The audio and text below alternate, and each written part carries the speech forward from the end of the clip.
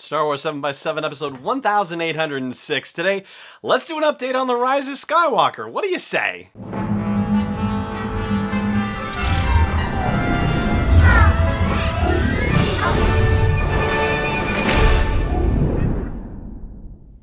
Hey Rebel Rouser, I'm Alan Voivod, and this is Star Wars 7x7. Thank you so much for joining me for this episode where we are going to check in on the Rise of Skywalker and what's doing right now with the post-production efforts. So one of them has to do with something that may or may not actually make it into episode 9 because it comes from Colin Trevorrow's version of the story, and it actually has found a life of its own. According to Collider, there's an exclusive interview where they found out that the TIE Echelon fighter, which is a giant life-size TIE-type fighter sitting in Galaxy's Edge, that sucker comes from a previous version of Episode 9, specifically the design team that Colin Trevorrow was working with when he was developing the story for Episode 9. So Stephen Weintraub from Collider reached out to Colin Trevorrow and said, hey, I'm hearing this was your design, is that right? And Trevorrow did actually confirm that that was the case. And further questions tried to elicit information about what it was going to be for and whether there was going to be a particular sequence where it was used, and Trevorrow wasn't giving up any story details in that regard, even though he said he respected the question. But what he did say was that it was supposed to be for an upgraded First Order military, and that he thought of it as a troop transport like a Black Hawk helicopter sort of thing. So that doesn't necessarily mean that it won't be used in the Rise of Skywalker, but certainly it's kind of interesting to see that elements of what Colin Trevorrow was working on have made their way into Star Wars canon because, technically speaking, Galaxy's Edge is canon. But anyway, so that's one of the interesting bits of news out of the Rise of Skywalker's post-production development.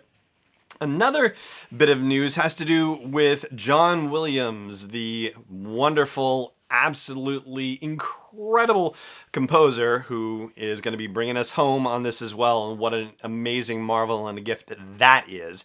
He is currently possibly actually recording right now. So it's a little bit interesting because in the Vanity Fair article, right, the one with the big reveals about the Rise of Skywalker and whatnot, there was a photo showing John Williams conducting, and there's a screen in the background, and you see Carrie Fisher on the screen as Princess Leia, and it's not, or as General Leia, excuse me, and it's not a scene that we've seen anywhere before, so presumably it is a scene from the Rise of Skywalker. Well, a listener/watcher, Patrick, I'm sorry I don't actually know whether you're listening or watching, how you're catching the show, but Patrick Collier commented on the Facebook page for the show, that's facebook.com/SW7X7, saying that usually they score the movie a lot closer to its release, and he wondered whether it was a staged photo in Vanity Fair. I have to say, getting John Williams and a whole orchestra in place to stage a photo seems rather an odd idea to me. So if it were going to be quote-unquote staged, I would imagine it would be from an existing photo and them just throwing up a picture of Leia on screen. So that way, that's the staging. The staging is they didn't make him and a whole orchestra come in just for the one photo.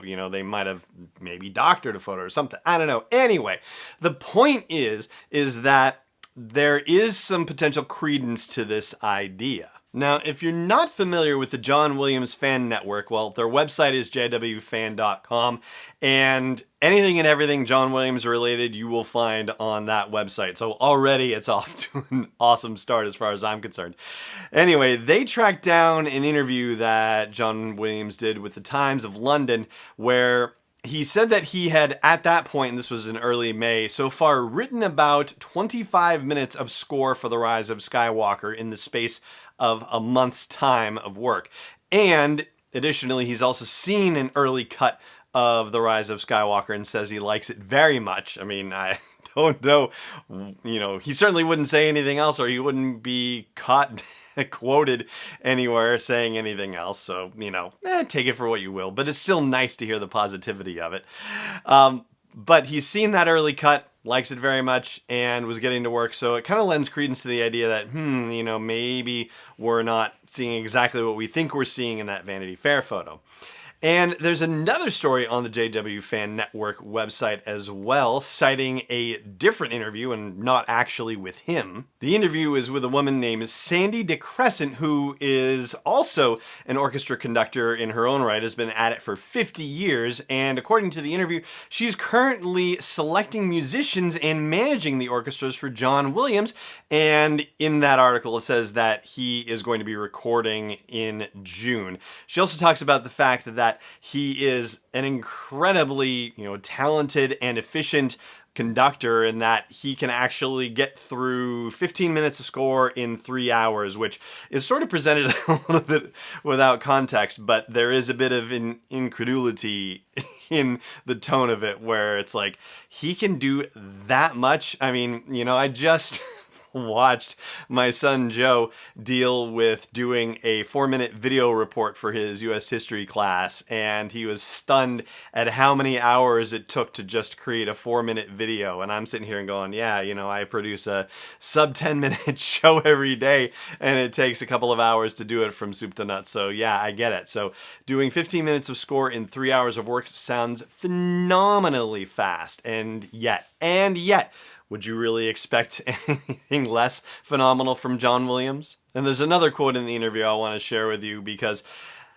if there's, anything that you wanted to learn about John Williams or how he treats people, this is exactly the sort of thing you would want to hear. So DeCrescent talks about how she can put other musicians in with other conductors, or, take John Williams' orchestra and put them with some other conductor and they won't play as well. And it's not necessarily about the conductor's talent or anything like that, but just how they treat the orchestra and the love that both he and also Randy Newman, she says, the love that they show the orchestra. She says she's had people say to her that they didn't know they could play as well as they do when they're being conducted by John Williams or Randy Newman even. What a beautiful anecdote. I absolutely love it. As if I didn't like John Williams enough, there's just yet another reason to be a fan. So anyway, jwfan.com to track more of what's going on with the Maestro. And I'm going to take a quick break right now, and I'm going to talk to you about what we're going to pursue on tomorrow's episode, because it is also Rise of Skywalker related, so stay tuned. Hey, Rebel Rouser. If you've got a business that needs to reach a dedicated audience of Star Wars fans, or you know somebody who does, then you might want to reach out to me. I've got a show that reaches thousands of people between the audio version, the video version, and our social media channels, and I'd love to find out how I can help you with your business ventures too. Just reach out at sw7x7.com/sponsors. That's plural SPONSORS. That's sw7x7.com/sponsors, and let's see how we can work together. Welcome back. So, the University of California at Santa Barbara has this place called the Carsey Wolf Center, and they do a series called Script to Screen, and recently they had Marianne Brandon there. So, the reason why that is notable is because Marianne Brandon, among other things, is an editor for The Rise of Skywalker. And this particular script-to-screen situation was happening because they did a screening of the first reboot of Star Trek, which actually came out 10 years ago this year, 2009. And she was the editor on that. So they did a screening, and then they brought her in to have a conversation about the editing of the movie. And, because this is how it works, when you talk to somebody who's worked on Star Wars, it doesn't matter what you're actually talking to them about, you talk to them about Star Wars.